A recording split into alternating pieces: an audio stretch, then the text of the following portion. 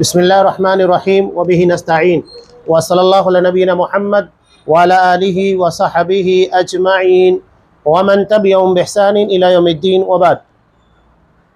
قال اللہ تبارک وتعالی وَلَقَدْ بَعَثْنَا فِي كُلِّ أُمَّةٍ رَسُولًا أَنِ اعْبُدُوا اللَّهَ وَاجْتَنِبُوا الطَّاغُوتَ. تمام قسموں کی تعریفات اللہ رب العالمین وحدہ لا شریک کے لیے لائق و زیبا ہے، جو ساری کائنات کا تنہا خالق و مالک ہے، اور بے شمار درود و سلام ہو اللہ کے آخری نبی جناب کریم محمد رسول اللہ صلی اللہ علیہ وسلم کی ذات مقدسہ پر. محترم سامعین، یہاں صاحب کتاب شیخ صالح الفوزان حفظ اللہ نے جو ذیلی عنوان قائم کیا ہے وہ ہے اسلامی عقیدے کی طرف دعوت دینا، یعنی وہ عقیدہ جسے اسلام نے پیش کیا ہے.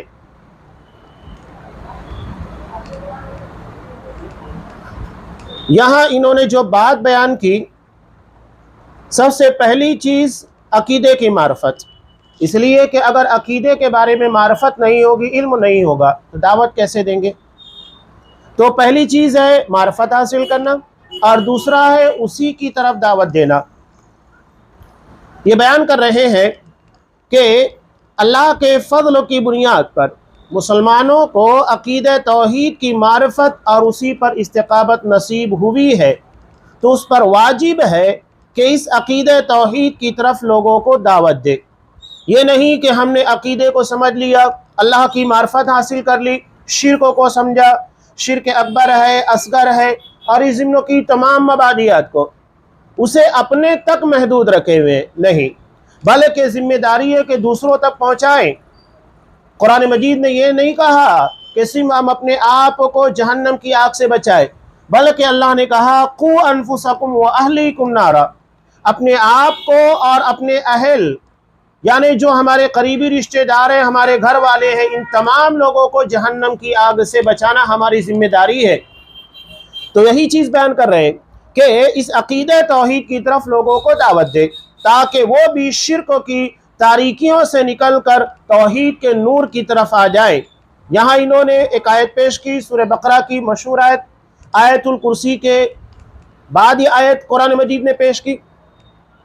اللہ فرماتا ہے فَمَن يَكْفُرْ بِالطَّاغُوتِ وَيُؤْمِن بِاللَّهِ فَقَدِ اسْتَمْسَكَ بِالْعُرْوَةِ الْوُثْقَىٰ، کہ جس شخص نے طاغوت کا انکار کیا اور اللہ پر ایمان لایا. اللہ نے پہلے طاغوت کے انکار کا تذکرہ کیا، اور کلمے میں بھی یہی چیز ہے، لا الہ الا اللہ، کوئی معبود ہے ہی نہیں. اس کے بعد اس بات ہے کہ الا اللہ، صرف اللہ تبارک و تعالی ہی معبود ہے. یہاں آیت میں بھی اللہ نے وہی بیان کیا، فَمَن يَكْفُرْ بِالطَّاغُوتِ، کہ جو طاغوت کا انکار کرتا ہے، کفر کرتا ہے.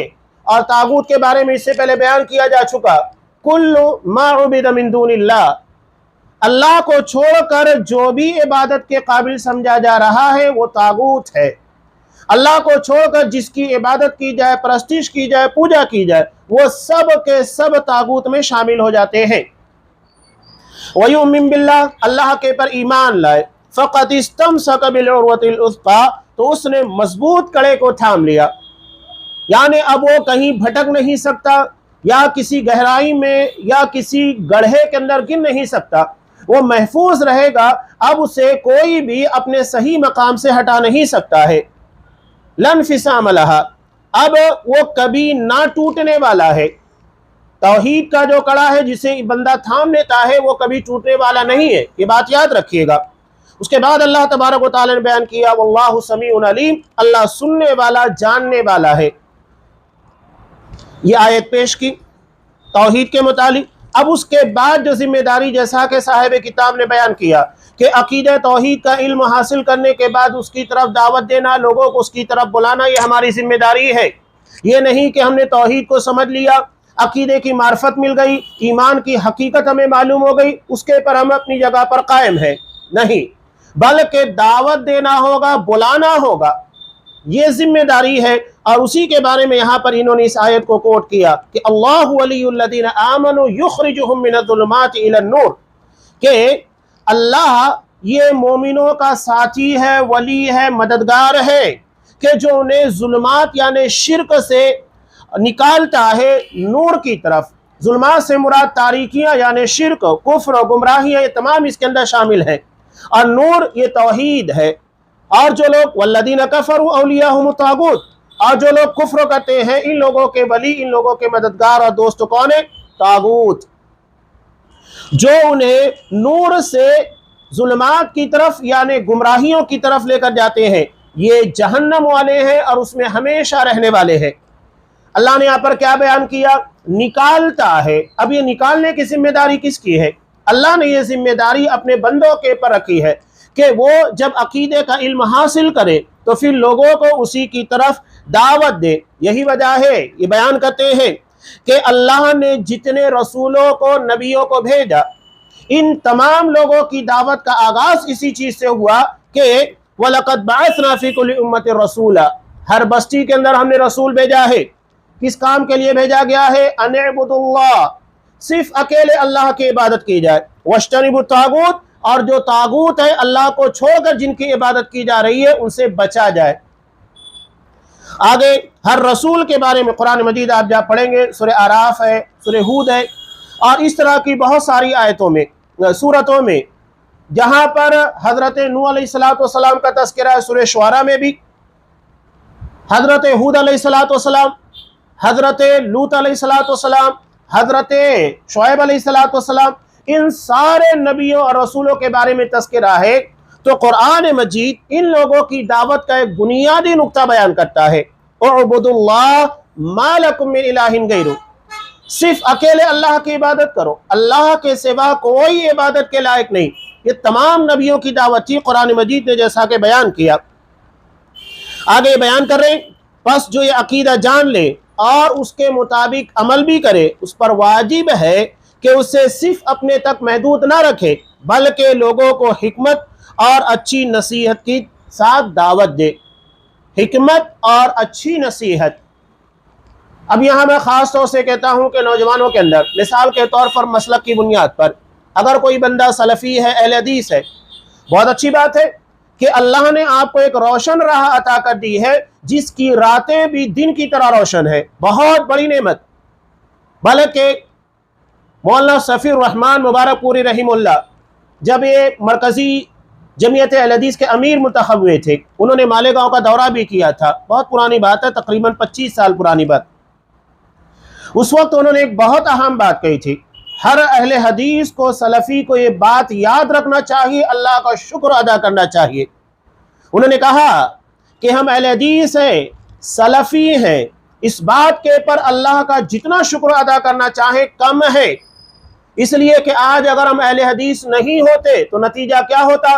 پتہ نہیں کتنی حدیثوں کو جو نبی کریم صلی اللہ علیہ وسلم کی ثابت شدہ احادیث ہے، مسلک کے نام کے پر، اماموں کے نام کے پر، تقلید کے نام کے پر قربان کر دیتے، نہیں مانتا، میرے مسلک کے مطابق نہیں مانتا، جیسا کہ آج ہم دیکھ رہے ہیں صحیح احادیث کو رد کر دیا جاتا ہے۔ قبوریوں کو دیکھیے، مزار پرستوں کو دیکھیے، ان کی کیا حالت ہے؟ ان کے سامنے آپ اللہ تبارک و تعالیٰ کی وحدانیت کو بیان کیجئے، نہیں مانیں گے۔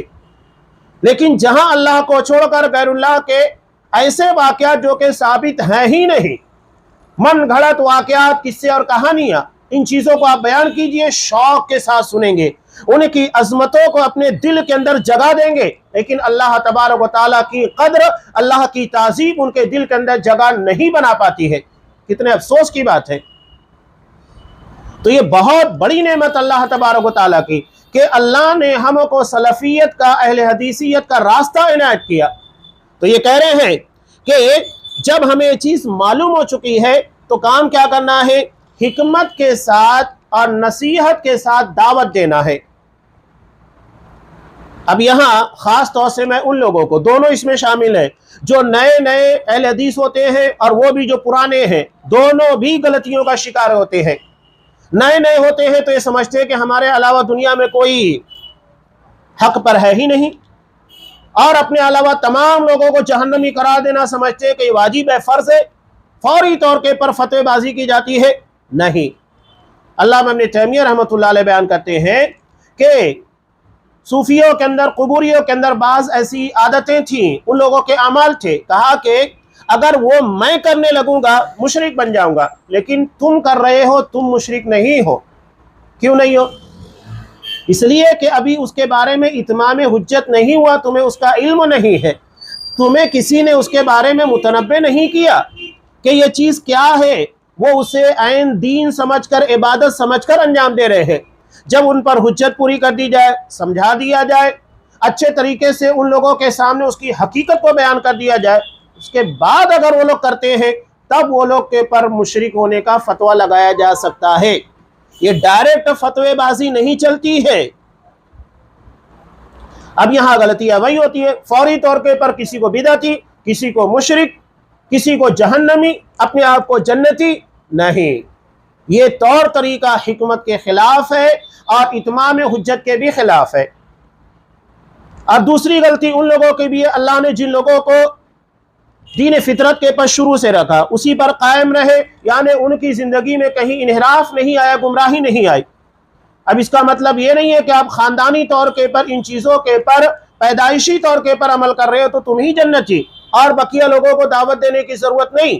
کیا ہم نے نعوذ باللہ اللہ کی جنت کو اتنا چھوٹا سمجھ لیا کہ دوسروں کو دعوت دیں گے تو جنت میں جگہ کم پڑ جائے گی؟ یہ ہماری غلطی ہے، خامی ہے. تو دعوت دینا یہ ذمہ داری ہے، اور اگر دعوت نہیں دیں گے تو اللہ کے باس پرس ہوگی. کلکم رائن وکلکم مسئول عن رعیتہ، تم میں کا ہر شخص ذمہ دار ہے، ہر شخص ذمہ دار ہے. جتنا علم رکھتا ہے، ایک حدیث کا، ایک آیت کا علم رکھتا ہے، اتنی ذمہ داری اس کے کاندھے کے پر آتی ہے. 10 حدیثیں یاد ہے، 10 احکام یاد ہے، اتنی ذمہ داری اس کے پر ہے. اور اگر وہ اس چیز کو نہیں ادا کرتا ہے تو اللہ کے یہاں پر باس پرس ہوگی. یہ نہیں کہ کام صرف علماء اور دعات کا ہے، جتنا ہے اتنا تو آپ کیجئے نا. باقی جو چیزیں ہیں جو آپ کے بس کی نہیں، آپ کے علم میں نہیں، قدرت میں نہیں، اسے آپ علماء کی طرف ریفر کیجئے. شروعاتی کام تو بہرحال آپ کو کرنا ہی ہوگا، اس لیے کہ عالم کی رسائی ہر فرد تک نہیں ہوتی، فیلڈوں کے پر عمومی طور کے پر عوام ہوتی ہے، جس سے لوگوں کے مباحثے ہوتے ہیں، باتیں ہوتی ہے. جب ان لوگوں کی باتیں ہوگی، یہ دعوت کے کچھ کام انجام دیں گے تو نتیجہ کیا نکلے گا؟ یہ عوام ان لوگوں سے مباحثے کے بعد علماء تک آئے گی، تقاریر سنے گی، خطبات سنے گی، دروس سنے گی، اس کے بعد ان لوگوں کے پر اثر ہوگا. ہر کسی کی اپنی فیلڈ ہے، اپنا ماحول ہے، معاشرہ ہے، اس کے حلقہ احباب ہے، ان لوگوں تک اس کی رسائی ہے، اس کا کام ہے کہ وہاں پر اپنا کام انجام دے. وہی شیخ یہاں پر بیان کر رہے ہیں.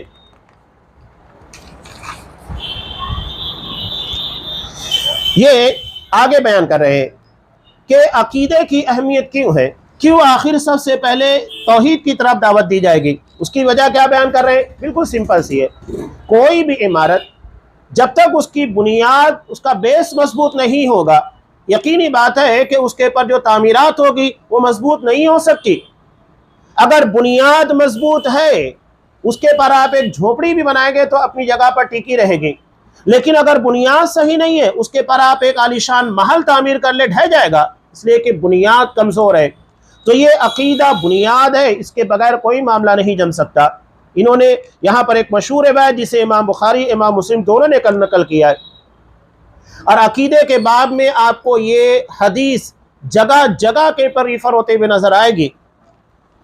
حضرت عبداللہ ابن عباس رضی اللہ تعالیٰ عنہ فرماتے ہیں کہ رسول اللہ صلی اللہ علیہ وسلم جب حضرت معاذ بن جبل رضی اللہ تعالیٰ عنہ کو یمن بھیجنے لگے. یمن کتنا بڑا علاقہ ہے، اتنے بڑے علاقے کے لیے آپ صلی اللہ علیہ وسلم کس کو بھیج رہے ہیں؟ اکیلے حضرت معاذ بن جبل رضی اللہ تعالیٰ عنہ. بعد میں ان کے ساتھ حضرت ابو موسیٰ اشعری رضی اللہ تعالیٰ عنہ کو بھی روانہ کیا.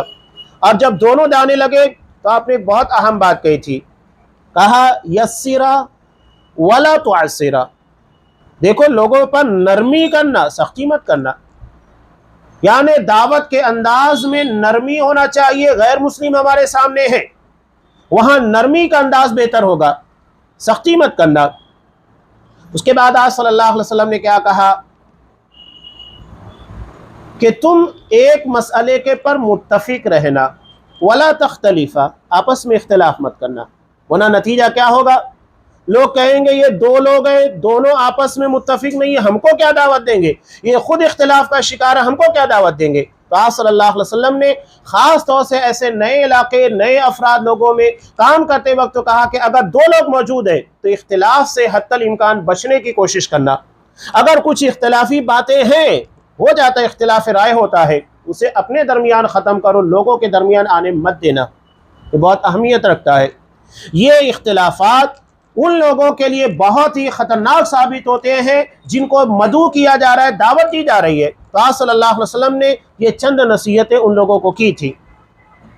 تو حضرت معاذ بن جبل رضی اللہ تعالیٰ عنہ کو آپ نے کہا کہ اِنَّکَ تَأْتِی قَوْمًا مِّنْ أَهْلِ الْکِتاب، تم اہل کتاب کی ایک قوم کے پاس جا رہے ہو، یعنی جن لوگوں کو اللہ نے پہلے سے کتاب شریعت عطا کی ہے، تو تمہیں کام کیا کرنا ہوگا؟ فَلْيَكُنْ أَوَّلَ مَا تَدْعُوهُمْ إِلَيْهِ، سب سے پہلے جس بات کی طرف دعوت دو گے وہ کیا ہوگا؟ إِلَىٰ أَن يُوَحِّدُوا اللَّهَ، کہ وہ صرف اللہ کی عبادت کرے۔ یہ کن لوگوں کو دعوت دی جا رہی ہے؟ یعنی جو اپنے آپ کو اللہ کے دین کے پر ہونے، اپنے آپ کو کسی نبی کی طرف منسوب کرتے ہیں، اپنے آپ کو آسمانی کتاب کی طرف منسوب کرتے ہیں۔ اب جو لوگ یہ کہتے ہیں کہ ہم مسلمان ہیں تو ہم کو عقیدے کی ضرورت کیا ہے، ان لوگوں کے لیے یہ چیز بہت معنی رکھتی ہے کہ صرف مسلمان کا لیبل لگا لینا یہ ہمارے لیے کافی نہیں، بلکہ ان لوگوں کے پاس کتاب تھی، انہوں نے حضرت موسیٰ علیہ السلام، حضرت عیسیٰ علیہ السلام کی طرف اپنے آپ کو منسوب بھی کیا، اس کے بعد بھی آپ کہہ رہے ہیں کہ تمہیں انہیں توحید کی طرف دعوت دینا ہے، اس لیے کہ توحید کی خرابی کی بنیاد کے پر سارے معاملات کے اندر خرابیاں پیدا ہو گئی تھی۔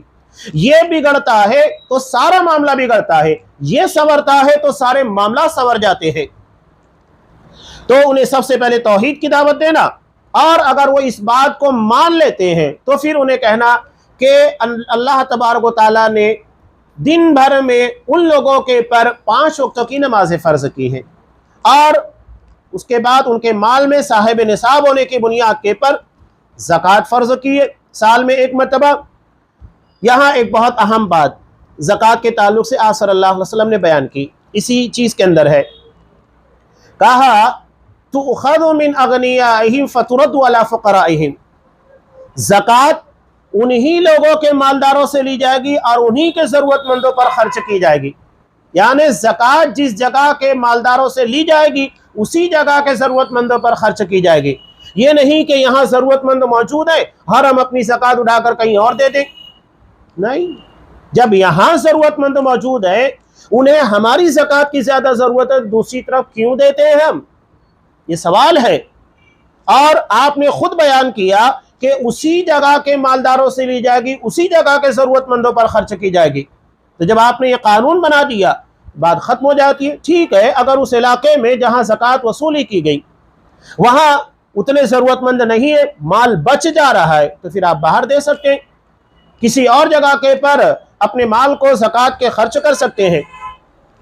اور آپ نے زکوٰۃ کے مال میں یہ بھی بیان کیا وَاتَّقِ دعوۃ المظلوم، مظلوم کی بد دعا سے بچنا، اس لیے کہ اللہ اور اس کی بد دعا کے درمیان کوئی چیز حائل نہیں ہوتی، وہ ڈائریکٹ اللہ تبارک و تعالیٰ کے یہاں قبول ہوتی ہے، کوئی رکاوٹ نہیں بنتی ہے۔ تو یہ حدیث بنیادی طور کے پر اس بات کو بیان کرتی ہے کہ دعوت کا انداز کیسا ہوگا۔ سب سے پہلے عقیدے کی طرف، اس کے بعد نماز ہے، اس کے بعد زکوٰۃ اور دیگر عبادات۔ جب تک یہ چیز نہیں ہوگی ہم آگے کا سبق نہیں دے سکتے۔ مثال کے طور پر ایک بچہ بھی تجوید کے ساتھ قرآن مجید پڑھ ہی نہیں سکتا، اس کا ناظرہ ہی صحیح نہیں ہے، تو کیا وہ قرآن حفظ کرنا شروع کر دے؟ پہلے اسے بنیاد صحیح کرنا ہوگا، اس لیے کہ خرابیاں آگے جہاں تک وہ جائے گا وہاں تک جائے گی۔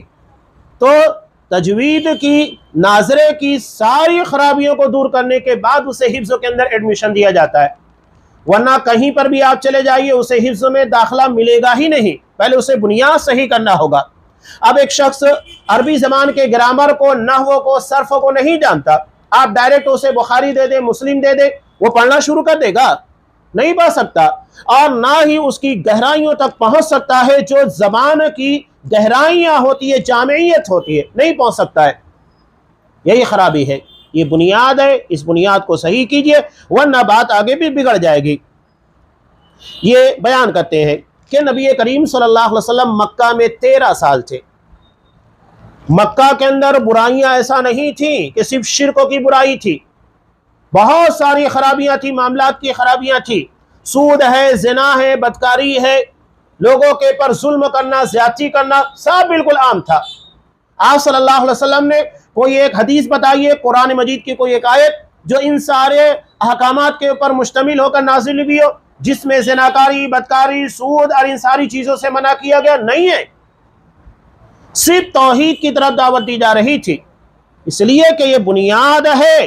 اور آپ صلی اللہ علیہ وسلم نے 13 سال تک اسی پر محنت کی، جب تک یہ معاملہ صحیح نہیں ہوا آگے کا سبق آپ نے دیا ہی نہیں۔ اور معراج آپ صلی اللہ علیہ وسلم کو جو کرائی گئی، یہ آپ کے مکی زندگی کے بالکل اخیر معاملے کی ہے، جو آپ کا آخری دور تھا، اس کے بعد آپ صلی اللہ علیہ وسلم کو معراج کرائی گئی۔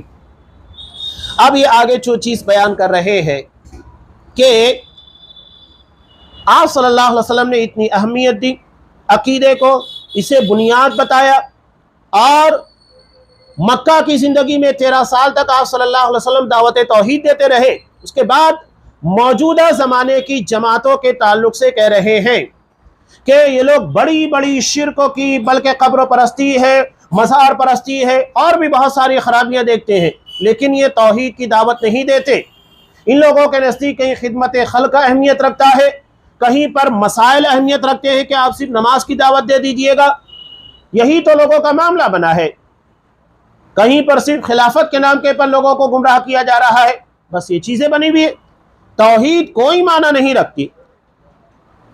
ایک سمپل سی بات ہے کہ ایک شخص جسے کئی ایک بیماریوں نے گھیرا ہے، اسے کڈنی کی بیماری بھی ہے، شوگر بھی ہے، بلڈ پریشر بھی ہے، لیکن اسے خطرناک بیماری ہے کینسر کی شکل میں جو آخری سٹیپ کے پر ہے۔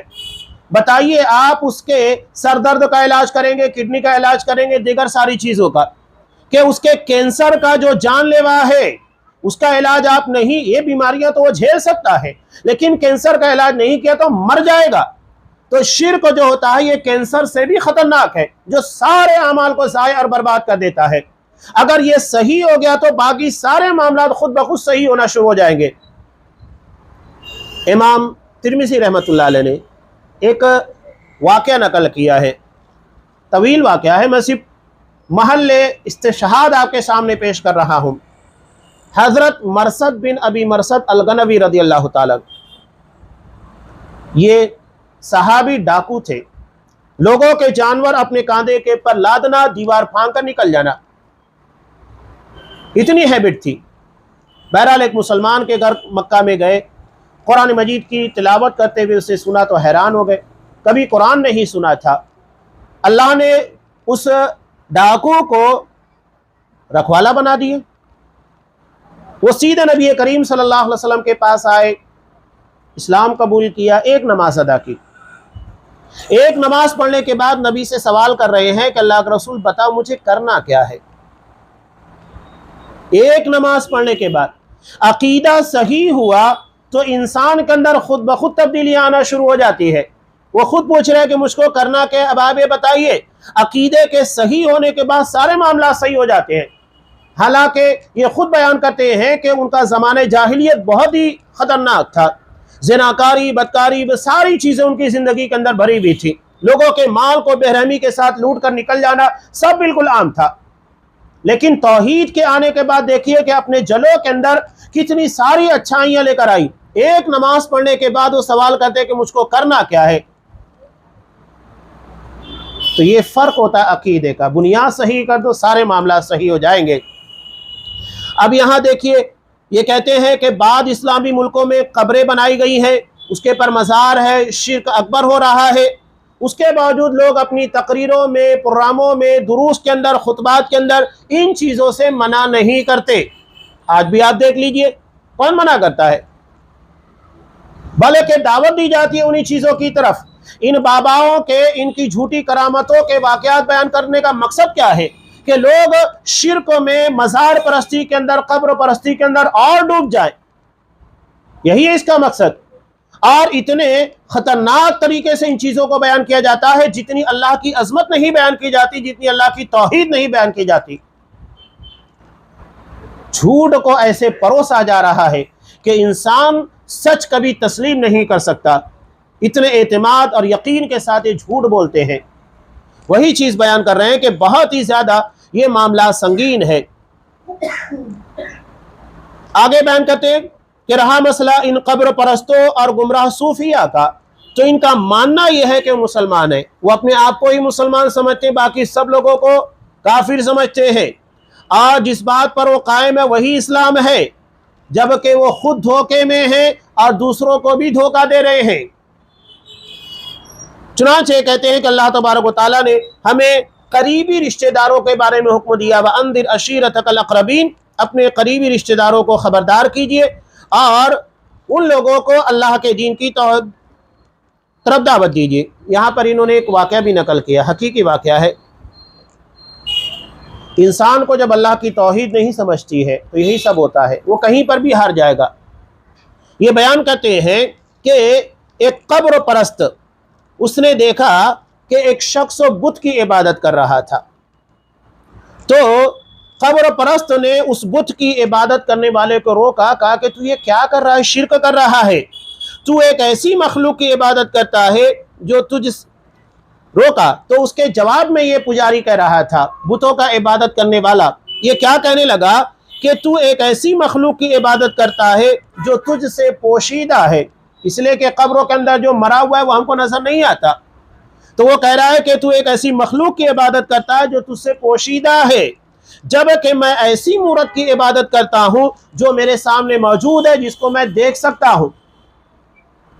عام محاورتی انداز میں جس کو کہا جاتا ہے کہ ہم کھڑے کی پوجا کرتے، تم پڑے کی پوجا کرتے ہو، دونوں میں فرق و کچھ نہیں ہے، بلکہ ایک اعتبار سے دیکھا جائے تو یہ بت کی عبادت کرنے والا جو کہہ رہا تھا وہ صحیح تھا کہ میں جس کی عبادت کر رہا ہوں تو دکھائی دے رہا ہے، اور جو جس کی عبادت تو کر رہا ہو تو دکھائی نہیں دیتا۔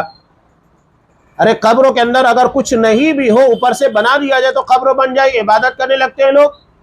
کوئی کھود کر دیکھتا ہے کہ حقیقت میں اس میں کوئی بابا ہے کہ نہیں ہے، نہیں ہے، بلکہ میں کہتا ہوں کہ ہندوستان کی بڑی بڑی مزارات کو کھود کر دیکھ لیجئے گا، نہیں کچھ ملے گا، یہ بس بنا دیا گیا ہے اور ان لوگوں کو شہرت دے دی گئی ہے، حقیقت میں کچھ نہیں ہے۔ قرآن مجید نے خود کہا ان ہی الا اسماء سمیتموها، یہ صرف نام ہے، حقیقت کچھ نہیں ہے۔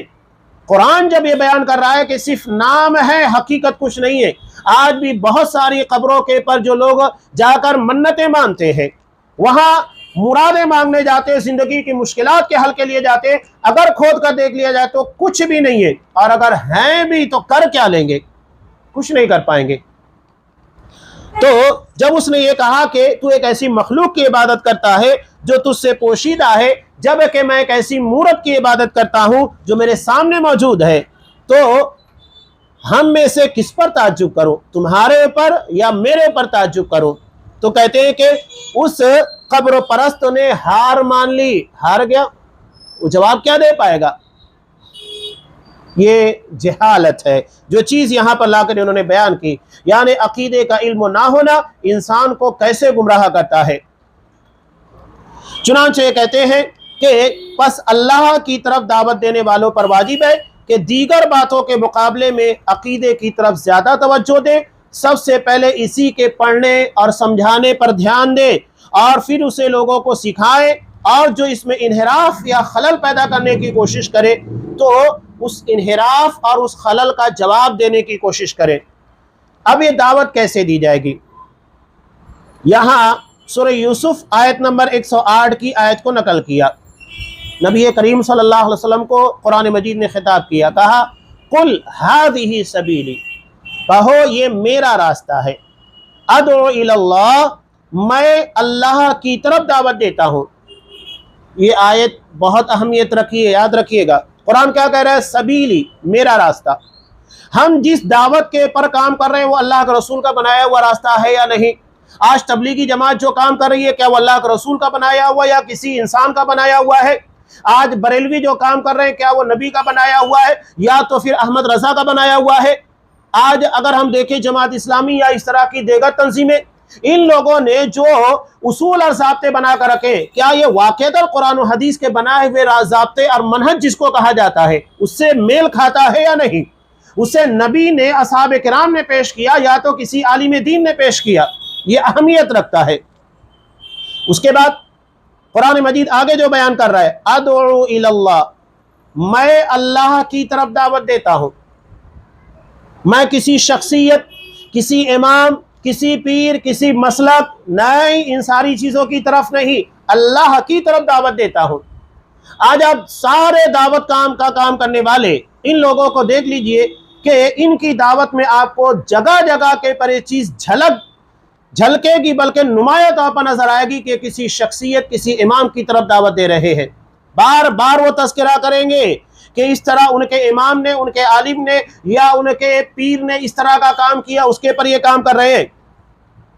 اسی میں ایک بہت پیارا واقعہ، حضرت ربیع بن عامر رضی اللہ تعالیٰ عنہ جب یہ ایران کی سرحدوں پر پہنچے، اس وقت وہ فارس تھا، تو رستم جو ان لوگوں کا کمانڈر ان چیف تھا، سپہ سالار تھا، اس نے مسلمانوں کے ایک نمائندے کو بلایا اور کہا کہ یہاں کیوں آئے ہو؟ چنانچہ حضرت عمرو بن عاص رضی اللہ تعالیٰ، سعد بن ابی وقاص رضی اللہ تعالیٰ عنہ، انہوں نے ایک صحابی کو منتخب کیا، حضرت ربیع بن عامر رضی اللہ تعالیٰ عنہ، معمولی سا لباس زیب تن کیے ہوئے تھے، ایک چھوٹے سے خچر کے پر بیٹھے، سیدھے اس کے خیمے میں گھسے، اکیلے تھے، وقت کی سپر پاور سے مسلمان ٹکرا رہے ہیں۔ اللہ کی توحید، اللہ کی عظمت جب دلوں میں ہوتی ہے تو کسی کا خوف نہیں ہوتا، بلا جھجک، بغیر کسی خوف اور خدشے کے گئے۔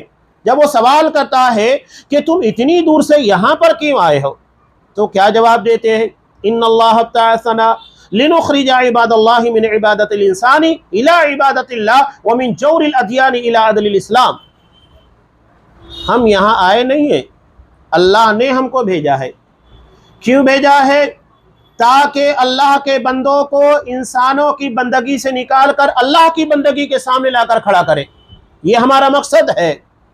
اور دنیا میں جتنے مذاہب پائے جاتے ہیں جو انسانوں پر ظلم کر رہے ہیں، اس سے بچا کر دین اسلام کے عدل کے سائے تلے لا کر کھڑا کریں۔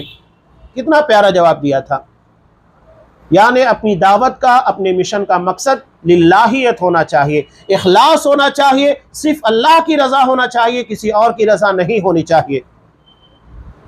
اب یہاں پر دو چیزیں سمجھ میں آ گئی۔ پہلا ہے منہج، آپ کا طریقہ کار کیا ہو، کس کی طرف دعوت دی جائے، وہ واضح ہو گیا۔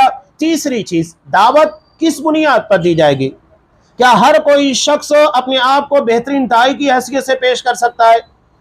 جیسا کہ عام زبان میں ہم کہتے ہیں کہ اگر کوئی شخص چند دواؤں کا نام یاد کر لے تو کوئی ڈاکٹر نہیں بن جاتا، میڈیکل نہیں کھول سکتا، اس کے لیے ایک ڈگری کی ضرورت پیش آتی ہے، یعنی علم میں پختگی ہونی چاہیے۔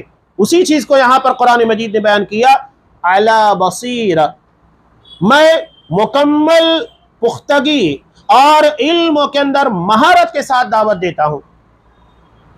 یعنی اگر علمی مہارت نہیں ہے، دلائل کے پر دسترس نہیں ہے اور قرآن و حدیث کے معنی اور مفاہیم کو اچھے طریقے سے نہیں جانتے، تو پھر آپ دعوت کا کام نہیں کر سکتے۔ ایک فرق کو تھوڑا سا یہاں سمجھنے کی ضرورت ہے، ایک ہوتا ہے تبلیغ، ایک ہوتا ہے دعوت۔ تبلیغ کا مطلب ہوتا ہے آپ کو جتنا معلوم ہے، قرآن کی کوئی ایک آیت ہے یا کوئی ایک حدیث ہے، آپ پہنچا دیجئے۔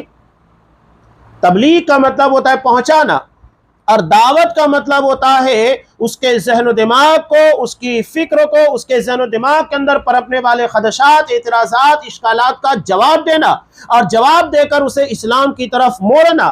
یقینی بات ہے کہ یہ ہر کسی کے بس کا نہیں۔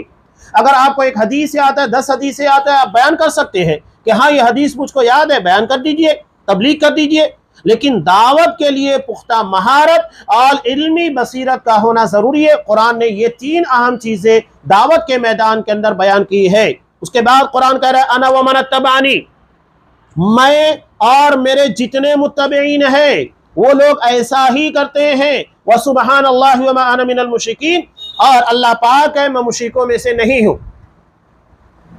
ورنہ نتیجہ کیا ہوگا؟ قرآن نے کیوں کہا یہ دعوت کے بعد کہ میں شرک کرنے والوں میں سے نہیں؟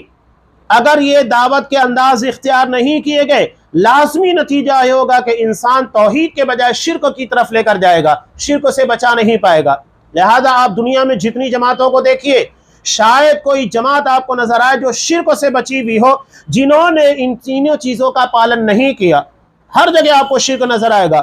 اخوانیت کی بات کیجئے، بریلویت کی بات کیجئے، دیوبندیت کی بات کیجئے، ہر جگہ آپ کو یہ چیز نظر آئے گی کہ ان لوگوں نے اللہ کے بتائے ہوئے اصول، اللہ کی طرف دعوت دینا، بصیرت کو اختیار کرنا، ان چیزوں کا پالن نہیں کیا۔ نتیجہ یہ نکلا کہ شرک کسی نہ کسی دروازے سے ان لوگوں کے اندر داخل ہو گیا ہے۔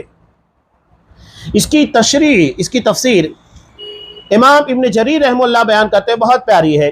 یہ کہتے ہیں کہ یہاں پر اللہ نے بیان کیا اپنے نبی محمد صلی اللہ علیہ وسلم سے کہ کہو اے محمد صلی اللہ علیہ وسلم، وہ دعوت جس کی طرف میں بلا رہا ہوں اور وہ طریقہ جس پر میں ہوں، وہ یہی ہے کہ صرف اکیلے اللہ کی طرف دعوت دینا اور سارے معبودوں اور بتوں وغیرہ کو چھوڑ کر صرف اللہ ہی کی عبادت کرنا، کامل طور پر اسی کی اطاعت کرنا اور اس کی نافرمانی سے بچنا، یہی اللہ کا بتایا ہوا راستہ ہے۔ چنانچہ کہتے ہیں علامہ ابن قیم رحمۃ اللہ علیہ کا ایک قول انہوں نے نقل کیا، دعوت کے تناظر میں قرآن مجید نے ایک اور اہم حکم دیا، ادعو الی سبیل ربک بالحکمہ والموعظۃ الحسنہ وجادلہم باللتی ہی احسن۔ یہاں پر دعوت دینے کے معاملات کو ڈائریکٹ بیان کیا جا رہا ہے، کون دعوت دے گا وہ نہیں، اس لیے کہ دعوت کیسے دی جائے گی وہ بیان کر دیا گیا۔ یہاں پر دعوت دیتے وقت تو کن چیزوں کا پاس و لحاظ کرنا ہے، قرآن اس کا تذکرہ کر رہا ہے۔ پہلے تو اللہ نے کہا کہ دعوت دو، کہاں؟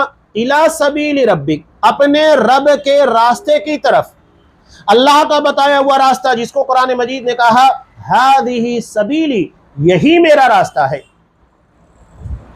اس کے بعد اللہ نے کہا کس طریقے سے دعوت دی جائے گی؟ بالحکمہ والموعظۃ الحسنہ وجادلہم باللتی ہی احسن، کہ سب سے پہلے نصیحت کی جائے گی، حکمت کے ساتھ دعوت دی جائے گی، اس کے بعد نصیحت کی جائے گی اور حسین طریقے سے، بہترین طریقے سے ڈیبیٹ کیا جائے گا، گفتگو کی جائے گی۔ یہ تین طریقہ ہے۔ علامہ ابن قیم رحمۃ اللہ علیہ نے یہاں پر جو بیان کیا اس آیت میں، اس کی وضاحت، اس کی تفسیر میں بہت پیاری چیز ہے۔ یہ کہتے ہیں کہ مدعو یعنی جس کو دعوت دی جا رہی ہے، یہ تین اقسام میں بڑھتے ہیں، یعنی تین طرح کے لوگ ہیں۔ یہ کہہ رہے ہیں کہ اگر مدعو حق کا طالب اور معرفت کی وجہ سے دوسری چیزوں پر اسے ترجیح دینے والا ہو تو اس کو حکمت کے ساتھ دعوت دی جائے۔ کچھ لوگ ایسے ہوتے ہیں، اچھی اسٹڈی کرتے ہیں، اسٹڈی کرنے کے بعد اللہ ان کے دل میں بات ڈالتا ہے، وہ خود سمجھنا چاہتے ہیں، ایکسیپٹ کرنا چاہتے ہیں، اور معرفت یعنی علم اتنا پختہ ہوتا ہے کہ وہ دوسری چیزوں کو ترجیح دے سکتے ہیں کہ ہاں یہ چیز ترجیح کے قابل ہے یا نہیں۔ جیسا کہ مثال کے طور پر ان لوگوں کو اتنا پختہ علم ہو جاتا ہے کہ حدیثوں کے بارے میں کہ ہاں یہ حدیث صحیح ہے، اس کو مانا جائے گا، یہ ضعیف ہے، اس کو نہیں مانا جائے گا۔ ترجیح ان چیزوں کو دی جائے گی جو کہ صحیح حدیث سے ثابت ہے۔ تو قرآن یہاں پر یہ کہہ رہے ہیں اس کو حکمت کے ساتھ دعوت دی جائے گی، اچھے انداز سے، حکیمانہ طور پر۔ یہ نصیحت اور گفتگو کا محتاج نہیں، اس کو نصیحت بھی نہیں کی جائے گی، اس کے ساتھ ڈیبیٹ بھی نہیں ہوگا، مناظرے بازی بھی نہیں ہوگی۔ اب یہ دوسرا بیان کر رہے ہیں، اگر حق کے خلاف ہٹ درمی کرنے والا، کچھ لوگ ہوتے ہیں کہ جو ہٹ درمی کرنے والے، ضد کرنے والے ہوتے ہیں، کراس کوسچن کرتے ہیں، جو بات ہم کہنے جاتے ہیں اس کے پر اشکالات یا اعتراضات پیش کرتے ہیں، ہوتے ہیں اس طرح کے۔ جیسا کہ کچھ لوگ مثال کے طور پر لے دی جائے، آپ اس سے باتیں کر رہے ہیں، مسلمانوں کے تعلق سے باتیں لے لی جائے، اگر اس کے سامنے آپ رکھیں گے کہ اللہ تبارک و تعالیٰ نے جو دین نازل کیا وہی سچا ہے، مسلمان پر حق ہے، وہ سوال کر لے گا کہ اگر مسلمان پر حق ہے، دین سچا ہے، تو مسلمان اتنے ذلیل کیوں ہیں؟ کیوں آج مسلمانوں کو اتنا پریشان کیا جا رہا ہے، کچھ نہیں کر پا رہے، اللہ کی مدد کیوں نہیں آ رہی ہے؟ اب یہاں پر اسے سمجھانے کی ضرورت ہے، وہ ہمارے خلاف کوئی سوال پیدا کر رہا ہے، تو وہی کہہ رہے ہیں کہ ہٹ دھرمی کرنے والا لیکن جان لینے کے بعد حق کو ترجیح دے، یعنی جو اشکال اس کے ذہن و دماغ کے اندر آیا تھا اس کا جواب دے دیا جائے، مان لے، تو وہی کریں اور اس کی اتباع کرنے لگے، تو یہ رغبت دلانے والی اور ڈرانے والی نصیحت کا ضرورت مند ہے۔ یعنی اب اس کو نصیحت کی جائے گی اور اسے ان ساری چیزوں کے بارے میں وضاحت دی جائے گی۔ یہ تیسری بات بیان کر رہے، اگر حق کا دشمن اور مخالفت کرنے والا ہو، کچھ لوگ ہوتے ہیں کہ ماننا نہیں ہے، وہ صرف ہمارے پاس مخالفت کے لیے، ہمیں پست کرنے کے لیے آتے ہیں، تو اس سے بہترین گفتگو کی جائے اگر مان جائے تو بہتر ہے، ورنہ ممکن ہو تو کوشش کی جائے کہ اس سے جدال سے موڑ دیا جائے، یعنی اس کے ساتھ کٹ حجتی نہیں کرنا چاہیے۔ یہ تین طرح کے لوگ ہیں، اور تینوں لوگوں کے بارے میں قرآن مجید نے تین طرح کے احکامات بیان کیے حکمت کے ساتھ۔ اگر کوئی شخص اچھی اسٹڈی حق کو قبول کرنے کا جذبہ رکھتا ہے اور اس کے سامنے دلائل پیش کرنے کی بھی ضرورت نہیں ہے، بلکہ وہ اسٹڈی کر کے آیا، بس ایسا رہتا ہے کہ وہ ہمارے پاس آ کر ذرا سی گفتگو کرنے کے بعد ساری چیزوں کو مان لیتا ہے، تو اس کو صرف حکمت کے ساتھ دعوت دی جائے گی۔ اور دوسرا وہ جو ہٹ درمی کرتا ہے لیکن سمجھانے کے بعد مان جاتا ہے، تو اس کو نصیحت کی جائے گی۔ لیکن تیسرا وہ جو ہٹ درمی کرتا ہے، مانتا بھی نہیں ہے، تو ایسے شخصوں کے ساتھ ایسے طریقے سے گفتگو کی جائے گی جس میں احسن طریقے سے بات کو گھما کر اس سے ہٹ جانے کا طریقہ اختیار کیا جائے۔ تو یہ دعوت توحید کی طرف، عقیدہ توحید کی دعوت دینا، یہ ذمہ داری مسلمانوں کی بنتی ہے۔ یہ چیز جو اس ذیلی عنوان کے تحت تھی، صاحب کتاب نے ان چیزوں کو بیان کیا ہے۔ اللہ تبارک و تعالیٰ سے دعا ہے کہ پروردگار ہمیں ان سارے مسائل کو سمجھنے جو عقیدہ توحید کے پر مشتمل ہوتے ہیں، اور اس کے بارے میں جو اشکالات ہیں اور لوگوں کی طرف سے کچھ اعتراضات ہوتے ہیں، ان ساری چیزوں کو اچھے طریقے سے سمجھ کر اس کا صحیح جواب دینے کی توفیق عنایت فرمائے۔ آمین۔ وآخر دعوانا ان الحمد للہ رب العالمین۔